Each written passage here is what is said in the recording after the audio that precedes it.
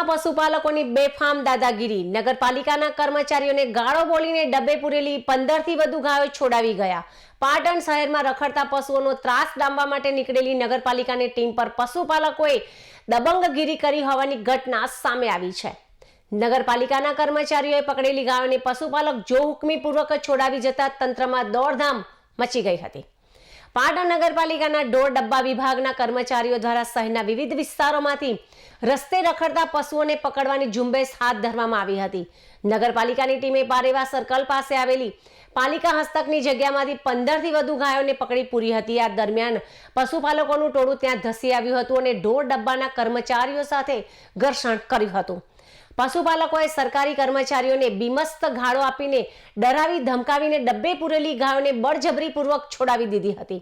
તો એકી સાથે 15 થી વધુ ગાયોને ડબ્બામાંથી છોડાવતા ગાયો રસ્તા પર દોડવા લાગી હતી, જેના કારણે વાહન ચાલકોને રાહદારીઓમાં ભારે નાસભાગ અને અફરાતફરીનો માહોલ પણ સર્જાયો હતો।